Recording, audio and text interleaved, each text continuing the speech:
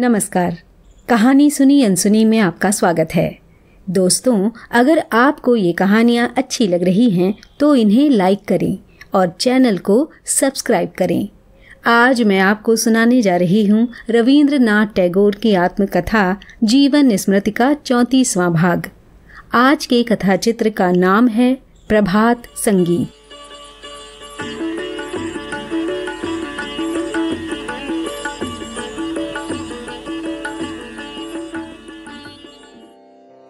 गंगा के किनारे बैठकर संध्या संगीत के सिवा मैं कुछ कुछ गद्य भी लिखा करता था। कोई बंधा हुआ विषय नहीं होता, यूं ही जो जी में आता लिखता रहा। बच्चे जैसे खेल खेल में पतंगे पकड़ा करते हैं, ये भी वैसा ही था। मन के देश में वसंत आता है तो वहाँ छोटी छोटी अल्पजीवी रंगीन भावनाएं उड़ती फिरती हैं और उन पर कोई ध्यान भी नहीं देता। फुर्सत में उन्हीं को पकड़ रखने की धुन सवार हो आई थी। असल बात यह है कि तन उस धुन में मस्त था और मन छाती फुला कर कह रहा था कि मेरी तबीयत में आएगा सो लिखूंगा। क्या लिखूंगा इसका कोई ठीक नहीं था, लेकिन मैं लिखूंगा ही, यही उसकी एक रट थी। वे छोटे छोटे गद्य लेख विविध प्रसंग के नाम से किताब की शक्ल में छपे और प्रथम संस्करण के आखिर में उन्हें छांट दिया गया। दूसरे संस्करण में फिर उन्हें नई जिंदगी का पट्टा नहीं दिया गया। शायद बहू रानी की हाट उपन्यास तभी संवत 1938-39 में लिखना शुरू किया था। इस तरह गंगा के किनारे कुछ वक्त बीत जाने के बाद ज्योति दादा कुछ दिन के लिए चौरंगी के अजायब घर के पास 10 नंबर सदर स्ट्रीट में रहने लगे। मैं भी उनके साथ था। वहाँ भी कभी बहू रानी का हाट और कभी संध्या संगीत की कविताएं लिख रहा था कि इतने में एकाएक मेरे मन में एक जबरदस्त उलटफेर हो गया। एक दिन जोड़ा सांकों वाले अपने मकान की छत पर शाम को घूम रहा था। शाम के धुंधलके पर सूरज डूबने के समय प्रकाश ने ऐसा खेल खेला कि उस दिन की आती हुई शाम मेरे आगे खास तौर से खूबसूरत हो उठी। मैं मन ही मन सोचने लगा, जानी पहचानी दुनिया के ऊपर से ये जो तुच्छता का पर्दा बिल्कुल उठ गया है, ये क्या केवल शाम के प्रकाश का एक जादू भर था? बिल्कुल नहीं, मुझे साफ दिखाई दिया। इसका असल कारण ये है कि शाम मेरे भीतर ही आसमाई है, मैं ही उससे ढक गया हूँ। दिन के उजाले में खुद मैं ही जब बहुत बौखला रहा था, तब जो भी कुछ मैं देख सुन रहा था उस सबको मैं ही तो समेट करके लपेटे हुए था। अब मेरा वह मैं वहाँ से हट आया है, इसीलिए दुनिया को मैं उसकी अपनी शक्ल में देख रहा हूँ। ये शक्ल कभी भी गई गुजरी नहीं, वो खुशी से भरपूर है, सुंदर है। तब से कभी कभी मैं चाहकर अपने को जैसे अलग हटाकर दुनिया को तमाशाई की तरह देखने की कोशिश किया करता और तब मन बहुत ही खुश हो उठता। मुझे याद है, एक दिन घर के किसी रिश्तेदार को मैंने ये बात समझाने की कोशिश की थी कि दुनिया को कैसे देखने से वो साफ साफ दिखाई देती है, लेकिन इसमें मुझे बिल्कुल भी कामयाबी नहीं मिली थी। ठीक तभी अपनी जिंदगी में मुझे एक तजुर्बा हाथ लगा जिसे मैं आज तक भूल नहीं सका।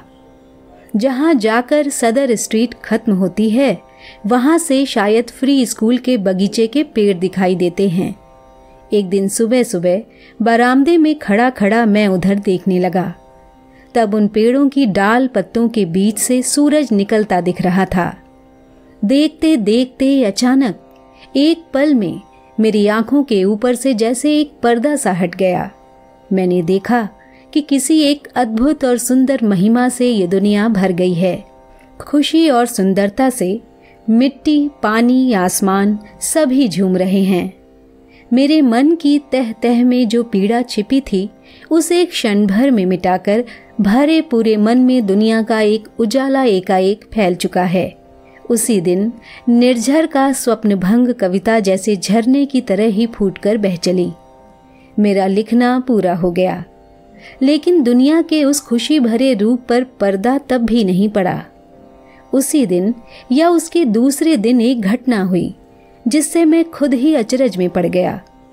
एक आदमी था जो कभी कभी आकर मुझसे पूछा करता था, अच्छा महाशय, आपने क्या भगवान को कभी अपनी आंखों से देखा है? मुझे कबूल करना पड़ता कि नहीं देखा, और तब वो कहता, मैंने देखा है। मैं उससे पूछता कि कैसे देखा, तब वो जवाब देता, आंखों के आगे कुलबुलाते रहते हैं। ऐसे आदमी से किसी बारीकी पर बात करने में वक्त बिताना सुखद नहीं होता, खासकर तब जब मैं लिखने की धुन में रहा करता। वो आदमी भला मानस था, इसीलिए उसकी रोक टोक नहीं कर सकता था। अब की बार दोपहर के वक्त जब वो आया तो मैंने खुश होकर उससे कहा, आओ आओ। वो कम अक्ल और अजीब तरह का आदमी था, लेकिन आज मेरी नज़र में जैसे उसका वह बाहरी रंग रूप साफ हो गया, जिसे देखकर मैं बहुत खुश हुआ था, और जिसका मैंने स्वागत किया था वो उसके अंदर का आदमी है। मेरे और उसमें कोई फर्क नहीं, अपनापन है। जब उसे देखकर मुझे कोई कष्ट नहीं हुआ और ऐसा नहीं लगा कि मेरा वक्त बर्बाद होगा, तब मुझे बहुत ही खुशी हुई, और ऐसा लगा कि मेरा एक झूठा भ्रम टूट गया है। इतने दिनों तक इस बारे में मैंने जो अपने आप को बार बार तकलीफ दी है वो बेकार थी। मैं बरामदे में खड़ा रहता, रास्ते से भोटिया मजदूर जो कोई भी आता जाता, उसकी चाल, देह की बनावट और चेहरा सभी मुझे बड़े हैरत अंगेज मालूम होते। सभी जैसे विशाल समुद्र के ऊपर लहरों के खेल के समान बहते जा रहे थे। बचपन से सिर्फ आंखों से देखने का ही आदी बन गया था, अब जैसे मैंने अपनी पूरी चेतना से देखना शुरू कर दिया। कोई मामूली काम करते वक्त आदमी की देह के अलग अलग अंगों में जो तरह तरह की हरकतें होती हैं, उस पर पहले मैंने कभी गौर नहीं किया था, लेकिन अब पल पल आदमी की देह की सारी हरकतों में से पैदा हुए संगीत में मैं खो गया। इस सबको मैं अलग अलग करके नहीं देखता, एक ही वक्त में धरती पर हर कहीं आदमियों के तरह तरह के जमावड़ों में, उनके कई तरह के कामों में, उनकी कई तरह की जरूरतों में करोड़ों आदमी भाग दौड़ में व्यस्त हो रहे हैं।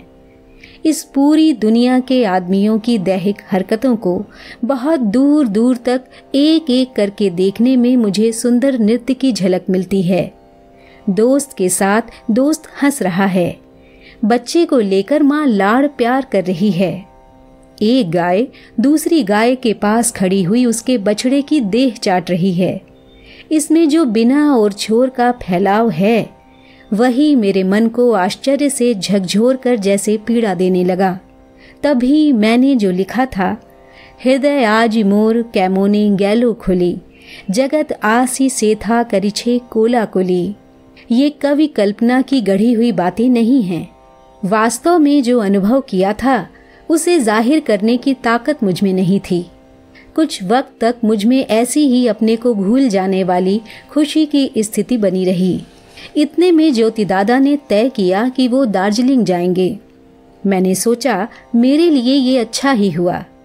सदर स्ट्रीट में शहर की भीड़ में जो कुछ देखा है, हिमालय की विशाल चोटियों पर उसी को और भी अच्छी तरह गहराई के साथ देख सकूंगा।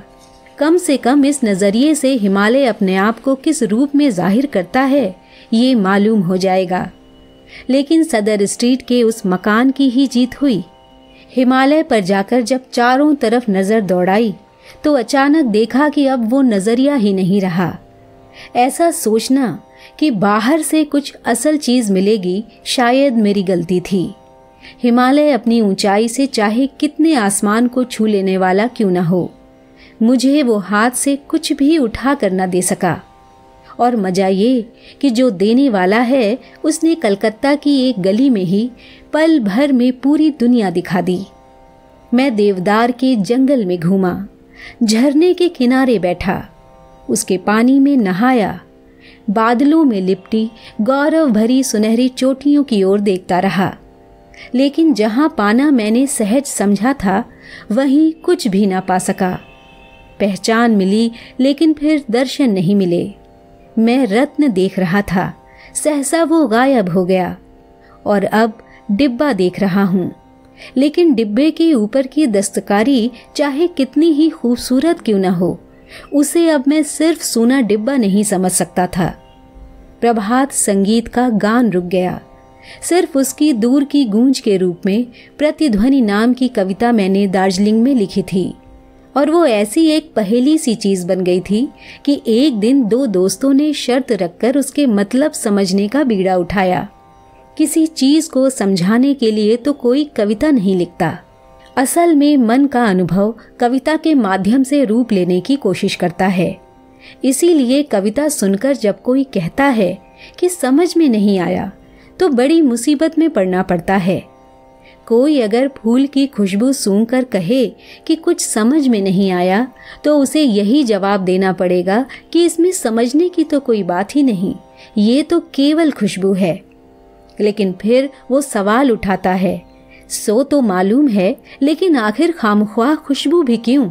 इसका मतलब क्या?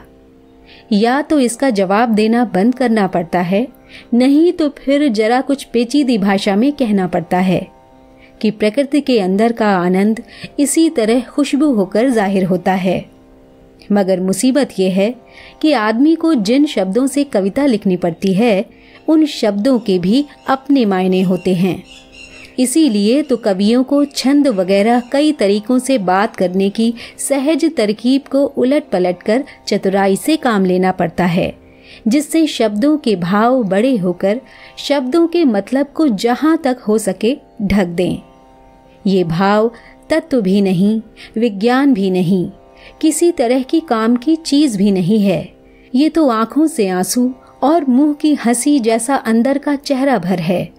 उसके साथ तत्व ज्ञान, विज्ञान या और कोई बुद्धि के वजूद में आने वाली चीज मिला देना चाहो तो मिला दो, लेकिन वो होगी दूसरे दर्जे की। पार उतारने वाली नाव पर नदी पार होते वक्त मछली पकड़ सकते हो तो वो तुम्हारी बहादुरी है, लेकिन वो नाव मछली पकड़ने वाली मछुए की नाव नहीं कहला सकती। प्रतिध्वनि कविता बहुत दिन पहले की लिखी हुई है, लेकिन उस पर किसी की नजर नहीं पड़ती। इसीलिए उसके लिए किसी के आगे मुझे जवाबदेही पेश नहीं करनी पड़ती। वो भली बुरी चाहे जैसी भी हो, इतना मैं जोर देकर कह सकता हूँ कि वो ना तो जानबूझकर पाठकों को गोरख धंधे में डालने के लिए लिखी गई है, और ना उसमें कोई गहरे तत्व की बात धोखे से सुना देने की ही कोशिश की गई है। असल बात यह है कि मन में जो छटपटाहट पैदा हुई थी, उसने अपने को जाहिर करना चाहा है। जिसके लिए छटपटाहट थी, उसका और कोई नाम ढूंढे ना मिला तो उसे प्रतिध्वनि कह दिया और कहा, ओगो प्रतिध्वनि बुझियामी तोरे भालोबासी, बुझियार कारे ओ बासीना। दुनिया के ठीक बीच में न जाने वो किस गीत की गूंज जाग रही है। सुंदर मुखड़े से, संसार की सारी सुंदर चीजों से प्रतिध्वनित होकर जिसकी गूंज हमारे मन के अंदर आ रही है। किसी चीज को नहीं, लेकिन उस गूंज को ही शायद हम प्यार कहते हैं।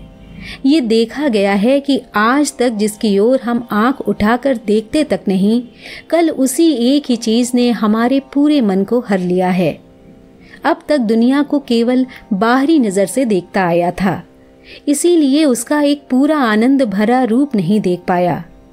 एक दिन अचानक मेरे मन के मानो किसी गहरे केंद्र से एक रोशनी की लपट निकलकर जब पूरी दुनिया पर फैल गई, तो दुनिया को फिर मैं केवल घटनाओं का समूह या चीजों के ढेर के रूप में नहीं देख सका। उसे मैंने सभी तरह से पूर्ण रूप में देखा।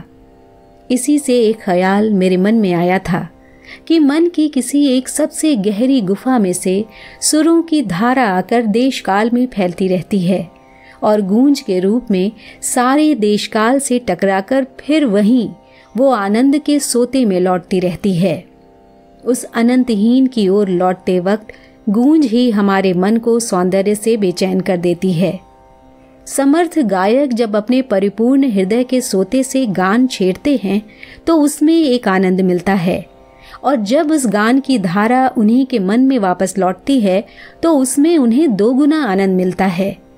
विश्व कवि का काव्य गान जब आनंद से भरकर उन्हीं के मन में लौट रहा हो, तब उसे अगर हमारी चेतना के ऊपर से बह जाने दिया जाए तो हम संसार के संपूर्ण रूप को जैसे अनकहे रूप में जानने लगते हैं।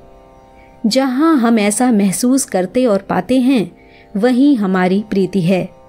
वहाँ हमारा भी मन बेकाबू होकर उस अनंत की ओर बहते आनंद के सोते के बहाव के वेग में अपने को छोड़ देना चाहता है। सुंदरता से उपजी बेचैनी का यही मतलब है। जो स्वर अनंत से मिलकर सीमा की ओर आ रहा है, वही सच है, वही शुभ है। प्रतिध्वनि कविता में मेरे मन के इसी एहसास ने रूप और गीत में जाहिर होने की कोशिश की है। उस कोशिश का नतीजा साफ हो उठेगा, ऐसी उम्मीद नहीं की जा सकती, क्योंकि कोशिश खुद ही अपने को साफ साफ नहीं जानती थी।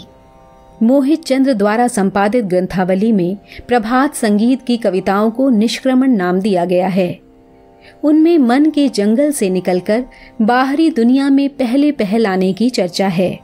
उसके बाद सुख दुख और उजाले अंधेरे में दुनियावी रास्तों पर चलने वाले इस मन के साथ धीरे धीरे टुकड़ों में तरह तरह के सुरों और छंदों में अद्भुत रूप से संसार का मिलन हुआ है। अंत में वह चमत्कारों के घाटों से गुजरता और पहचान की धारा के साथ बहता हुआ जरूर किसी दिन फिर एक बार अमूर्त घेरे में जा पहुंचेगा।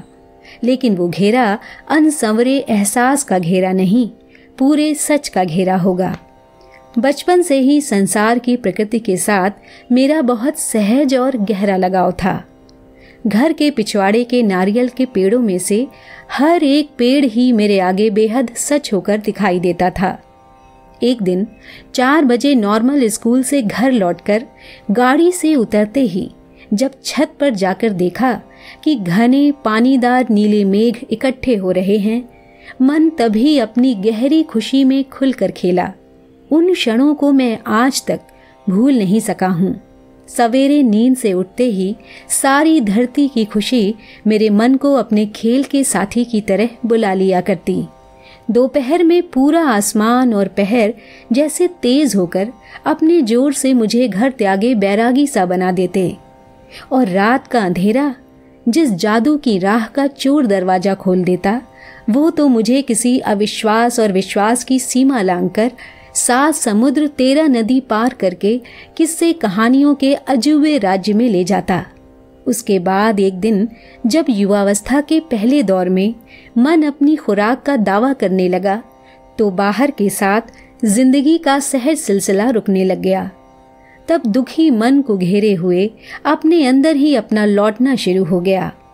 चेतना तब अपने भीतर की ओर ही जमी रह गई, और इस तरह बीमार मन के लाड़ से अंदर के साथ बाहर का तालमेल जाता रहा, और मैंने अपना जो ढेर सारे दिनों का सहज हक खो दिया था, संध्या संगीत में उसी के दर्द ने जाहिर होने की कोशिश की। आखिर एक दिन वो बंद दरवाजा मालूम नहीं किस धक्के से अचानक टूट गया, और तब जिसे खो दिया था उसे फिर पा गया। केवल पाया ही नहीं, बल्कि बिछड़ने के अंतराल में अंदर से उसकी पूरी पहचान ही मिल गई। सहज को जब मुश्किल बनाकर पाया जाता है, तभी पाने का एक अर्थ होता है। इसीलिए अपने बचपन की दुनिया को जब प्रभात संगीत में फिर से पाया, तो वो बहुत अधिक होकर ही मिला। इस तरह कुदरत के साथ सहज मिलन, अलगाव और फिर मिलन में जिंदगी का पहला नाटक खत्म हो गया। खत्म हो गया कहना झूठ होगा, बल्कि यही खेल फिर और भी जरा रंग रूप बदलकर जारी रहा। एक और मुश्किल उलझन के अंदर से भारी नतीजे पर पहुंचता दिखाई दिया। खास मनुष्य अपनी जिंदगी में खास खेल ही पूरा करने आया है, और प्रसंगों में उसका चक्कर लंबे मोड़ के घेरे का सहारा लेकर बढ़ता है। हर एक चक्कर अचानक अलग अलग जान पड़ता है, लेकिन खोज की जाए तो मालूम होगा कि उनका केंद्र बिंदु एक ही है। मैं जब संध्या संगीत लिख रहा था, तब मेरे गद्य भी टुकड़ों के रूप में विविध प्रसंग के नाम से निकल रहे थे, और जब प्रभात संगीत लिख रहा था, तब से या उसके कुछ बाद से मेरे गद्य लेख आलोचना नामक संकलन में छपे थे। इन दोनों गद्य संकलनों में जो फर्क प्रकट हुआ है, उसे पढ़कर देखने से ही लेखक के मन की हालत का फैसला किया जा सकता है। दोस्तों, ये था जीवन स्मृति का 34वां भाग। अगली बार आपसे फिर मिलूंगी एक नए कथा चित्र के साथ। नमस्कार।